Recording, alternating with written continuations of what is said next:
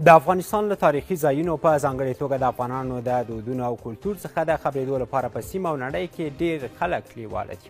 وینډرینګما یوه هغه تورسته یا ګرځندویه ده چې طالبانو له حاکمیت وروسته افغانستان ته 3 ځلې راغلې او د افغانستان له مختلفو سیمو او خلکو نه یې لیدنه کړې ده. وینډرینګما سکاټلنډي تورسته یا ګرځندویه هغه چې د افغانستان له مختلفو لورو پرتو سیمو څخه یې لیدنه کړې. وایي دا یې درېیم ځل دی چې افغانستان ته راځي.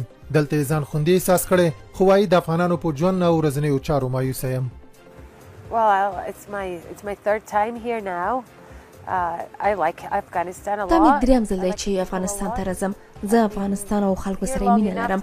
وخت غواړي چې د افغانستان د خلکو کلتور سره بلده شي. د کابل په شمول د افغانستان زیاتره ولایتونو ته تللی یم. خلک مینه ناک او میلمه دوسته دي، خو خلک له سختو ستونزو سره مخ دي چې ورته مایوسه یم. اما د نړۍ ډیرو هیوادونو ته تللې، د مختلفو قومونو او نژادونو خلکو سره غږېدلې. ما ترې د افغانستان د خلکو په اړه وپوښتل چې تا سره یې چلند څنګه و.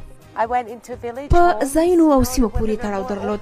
په ځینو سیمو کې خلکو خوښول چې زه ویډیو وکړم او ژوند یې انعکاس کړم. ټوله کې افغانان میلمه دوسته دي، خو په ځینو سیمو کې محدودیتونه وو.